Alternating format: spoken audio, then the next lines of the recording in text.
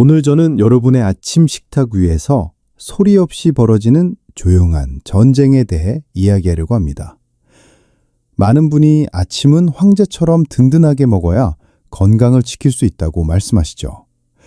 하지만 그 황제의 식탁이 사실은 여러분의 혈관을 조금씩 갉아먹는 날카로운 칼날이 될 수도 있다는 사실을 알고 계십니까? 제가 진료실에서 만난 70세 박철수 어르신의 이야기를 들려드리겠습니다. 박 어르신은 평생을 성실하게 살아오신 분입니다. 매일 아침 6시에 일어나서 따끈한 누룽지 한 그릇을 정성껏 끓여 드시고 건강에 좋다는 과일 주스도 잊지 않고 한 잔씩 마셨습니다. 본인은 이보다 더 건강하고 속 편한 아침은 없다고 자부하셨어요. 그런데 이상하게도 식사를 마치고 한두 시간만 지나면 온몸에 힘이 쭉 빠지면서 식은땀이 났습니다. 눈앞이 침침해지고 정신이 멍해지는 기분이 들어서 결국 오전 내내 소파에 누워 계셔야만 했습니다. 박 어르신은 이게 다 나이 탓이고 기력이 떨어져서 그런가 보다 생각하셨습니다. 하지만 저와 함께 정밀 검사를 해보니 결과는 충격적이었습니다. 작년 건강검진에서 공복 혈당은 98 정도로 아주 정상이었거든요. 그런데 제가 식후 1시간 혈당을 측정해보니 수치가 220mg/dl까지 무섭게 치솟아 있었습니다. 평소에는 멀쩡하다가 밥만 먹으면 혈당이 노켓처럼 솟구쳤다가 다시 낭떠러지처럼 뚝 떨어지는 이른바 혈당 스파이크 현상이 매일 아침 반복되고 있었던 겁니다. 혈당이 이렇게 하루에도 몇 번씩 널뛰기를 하면 우리 혈관은 어떻게 될까요? 마치 뜨거운 불길이 휩쓸고 지나가는 것처럼 혈관 내벽에 미세한 상처를 입게 됩니다. 우리 몸은 그 상처를 치료하려고 염증을 일으키고 그 과정에서 혈관벽이 두꺼워지고 딱딱해집니다. 이게 바로 동맥경화의 시작입니다. 더 무서운 점은 이런 상태를 방치하면 예고 없이 뇌졸중이나 심근경색 같은 치명적인 질환이 찾아온다는 사실입니다. 박 어르신은 본인도 모르는 사이에 매일 아침마다 혈관에 독을 채우고 계셨던 셈입니다. 대한당뇨병학회의 최신 자료를 보면 우리 어르신들의 현실이 얼마나 심각한지 알 수 있습니다. 대한민국 65세 이상 어르신들 가운데 2명 중 1명은 이미 당뇨 환자이거나 당뇨로 넘어가기 직전인 당뇨 전 단계 상태입니다. 길을 가다 마주치는 어르신 절반이 혈당 조절에 비상이 걸렸다는 뜻이죠. 하지만 더 큰 문제는 이 중 상당수가 박 어르신처럼 자신의 상태를 전혀 모르고 계신다는 점입니다. 일반 건강검진에서 재는 공복 혈당 수치만 믿고 안심하시기 때문이죠. 정작 내 몸을 망가뜨리는 범인은 식사 후에 몰래 나타났다가 사라지는데 말입니다. 오늘 저는 박 어르신에게 처방해드린 아주 특별한 6가지 아침 식사법을 여러분께 전부 공개하겠습니다. 평생 먹어온 밥을 오트밀로 바꾸는 방법부터 식초 1스푼의 마법, 그리고 단백질과 채소를 활용한 식사 순서의 비밀까지 하나하나 아주 자세히 짚어드릴 겁니다.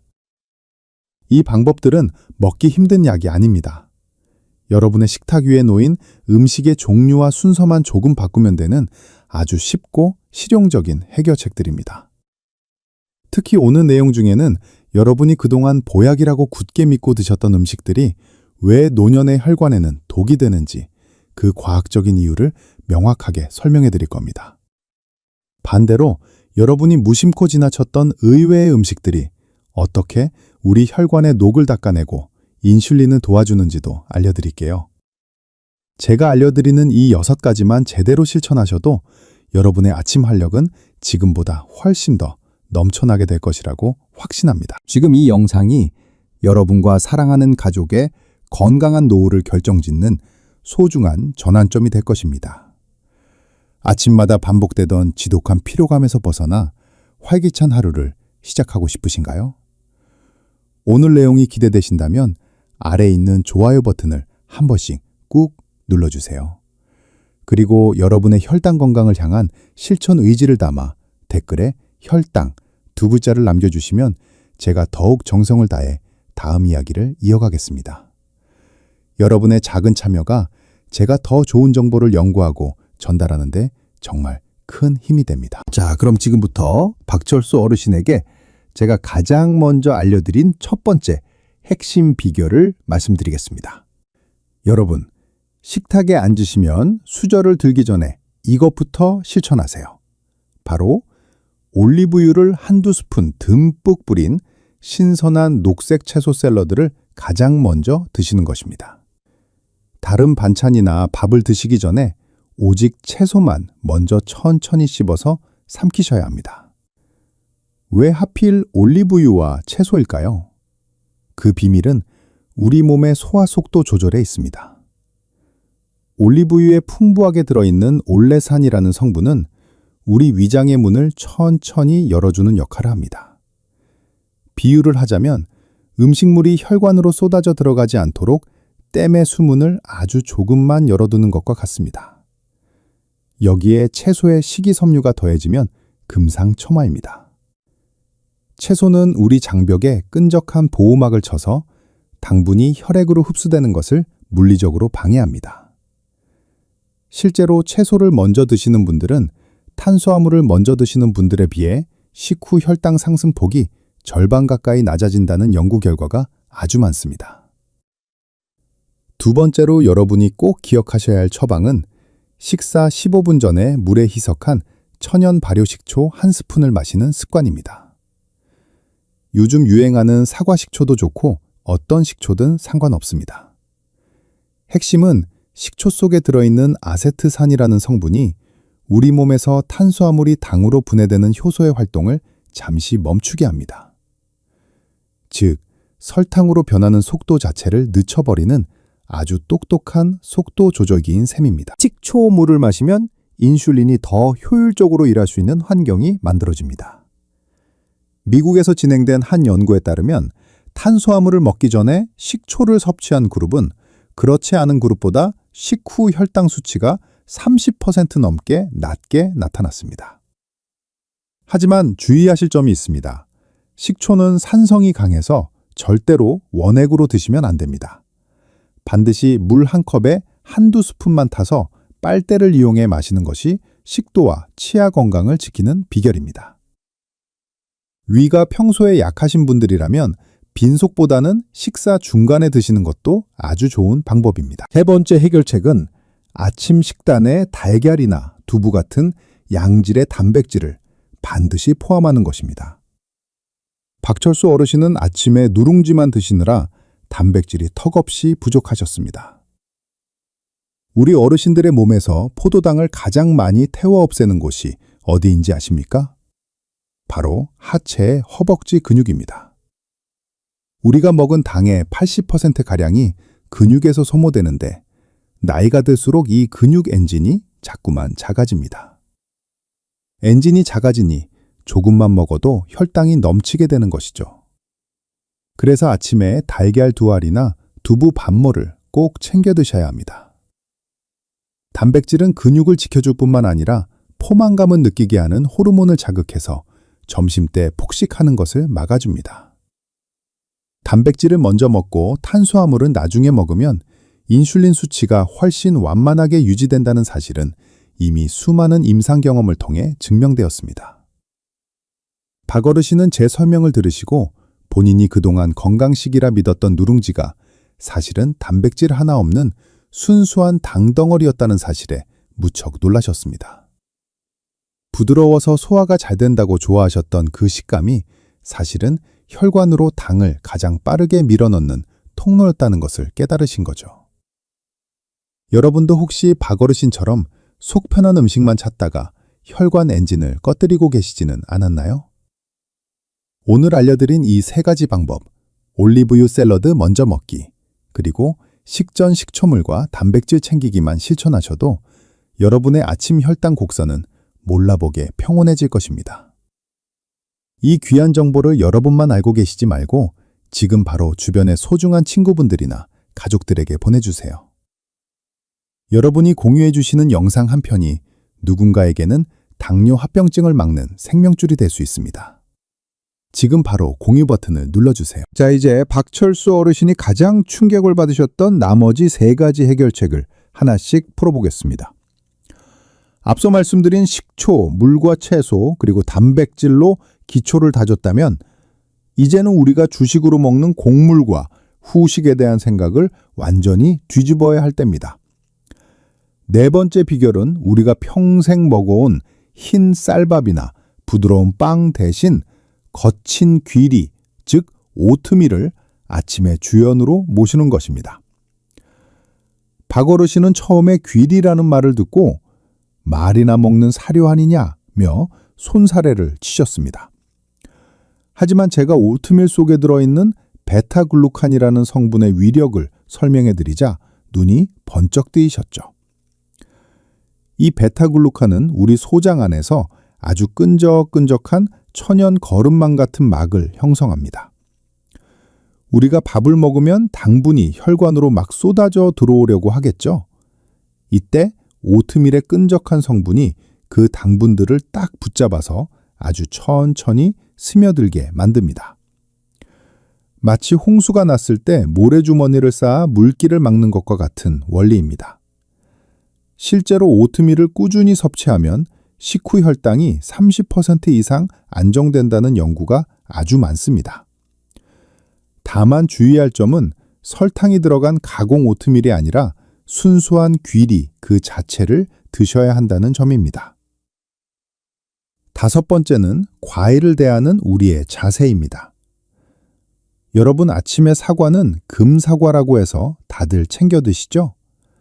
그런데 어떻게 드시고 계십니까? 혹시 박어르신처럼 먹기 편하게 믹서기에 갈아서 즙을 내 드시나요? 그것은 금사과가 아니라 설탕 주스를 드시는 것과 다름없습니다. 과일은 반드시 껍질째 그리고 입으로 꼭꼭 씹어서 고체 형태로만 드셔야 합니다. 과일 주스는 우리 몸에 들어오는 순간 씹는 과정도 없고 섬유질도 파괴된 상태라 혈당을 폭발적으로 올립니다. 하지만 껍질째 씹어 먹으면 펙틴과 케르세틴 같은 성분이 혈관벽을 청소해주고 당의 흡수를 늦춰줍니다.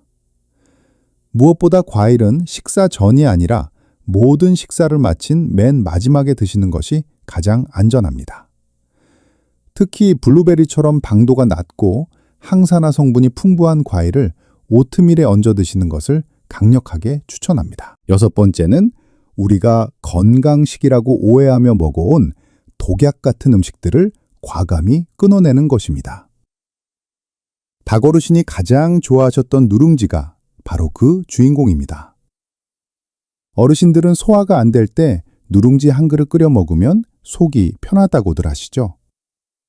하지만 누룽지는 정제된 탄수화물을 한 번 더 가열해서 당질을 극대화한 음식입니다. 입에는 부드러울지 몰라도 우리 혈관에는 폭탄을 던지는 것과 같습니다. 또한 아침 공복에 마시는 믹스커피나 과일 주스 같은 액상당은 혈관의 가장 큰 적입니다. 액체는 위장을 순식간에 통과해서 소장으로 가채는 위장을 순식간에 통과해서 소장으로 내려가기 때문에 우리 몸이 대처할 시간도 없이 혈당을 치솟게 합니다. 기상 직후에 마시는 블랙커피도 주의해야 합니다. 우리 몸은 아침에 일어나면 코르티솔이라는 스트레스 호르몬을 분비해서 잠을 깨우는데 여기에 카페인이 더해지면 혈압이 오르고 인슐린 저항성이 일시적으로 나빠질 수 있습니다. 커피는 반드시 아침 식사를 든든히 마치고 30분 뒤에 즐기시기 바랍니다. 박철수 어르신은 이 6가지 해결책을 듣고 나서야 자신이 왜 아침마다 그렇게 피곤했는지 비로소 깨달으셨습니다. 건강을 위해 챙겨 먹었던 과일 주스와 누룽지가 사실은 자신의 혈관을 공격하고 있었다는 사실에 깊은 반성을 하셨죠.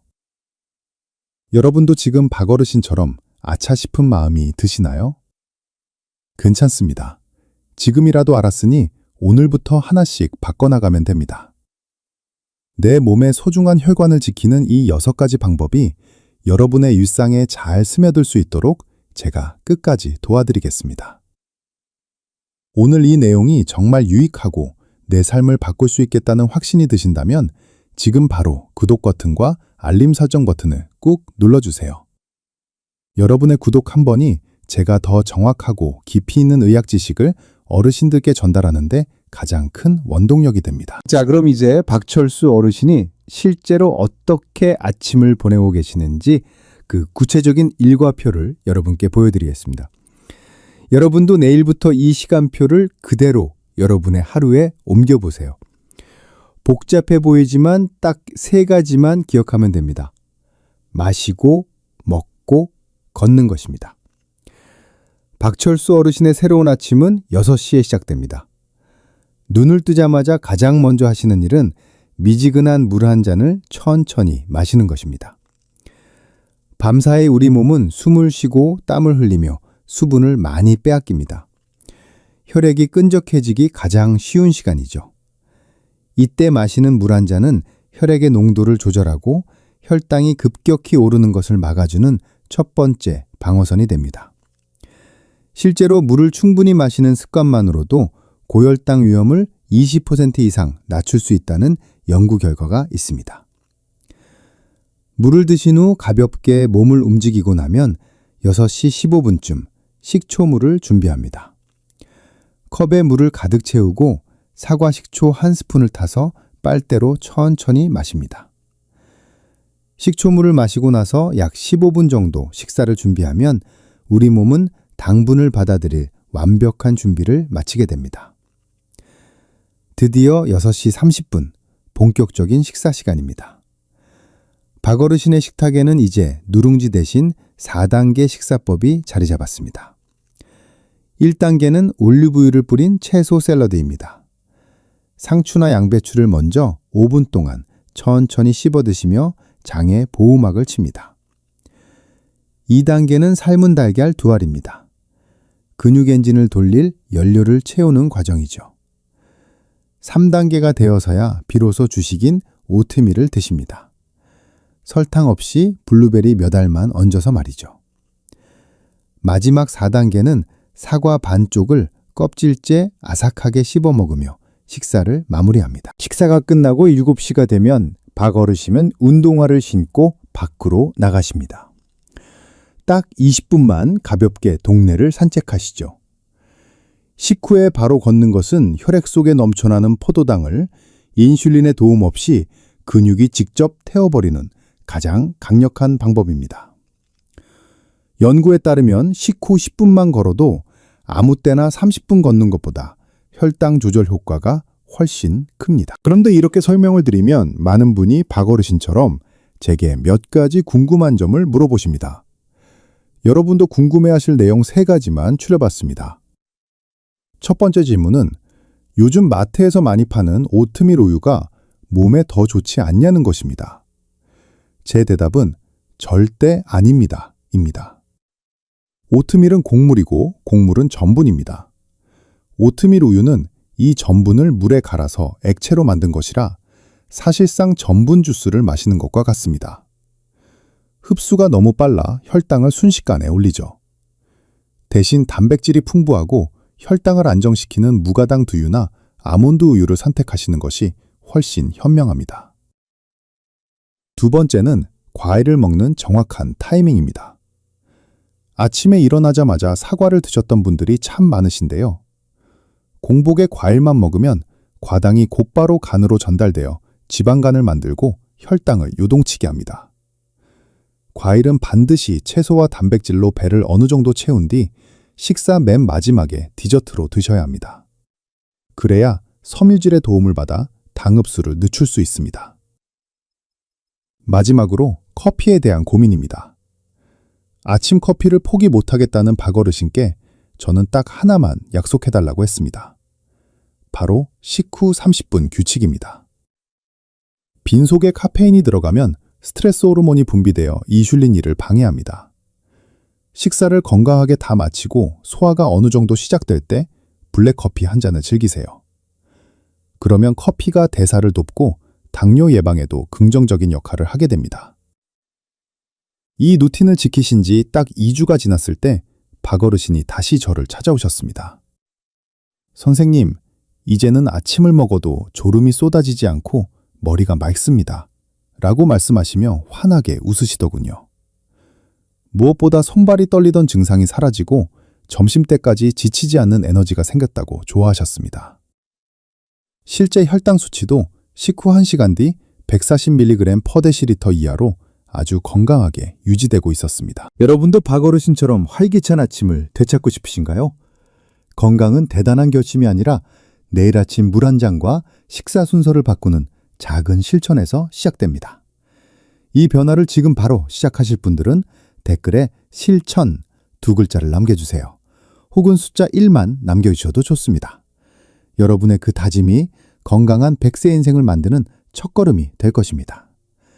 댓글을 남기며 서로를 응원해 주시면 그 효과는 2배, 3배가 될 것입니다. 여러분, 오늘 제가 전해드린 이 긴 이야기도 결국은 여러분의 소중한 아침 식탁을 지키기 위한 진심 어린 당부였습니다. 마지막으로 오늘 배운 내용을 딱 3줄로 아주 명확하게 정리해 드리겠습니다. 첫째, 식사 시작 15분 전에 식초 물 한 잔을 마시고 올리브유를 곁들인 녹색 채소부터 드십시오. 둘째, 주식은 오트밀로 바꾸고 계란이나 두부 같은 단백질과 껍질째 먹는 과일을 마지막에 챙기십시오. 셋째, 누룽지나 과일 주스 그리고 공복에 마시는 믹스커피는 혈관을 공격하는 독이라는 사실을 잊지 마십시오. 이 3가지만 가슴에 새기고 실천하셔도 여러분의 노년은 지금보다 훨씬 더 눈부시고 건강해질 것입니다.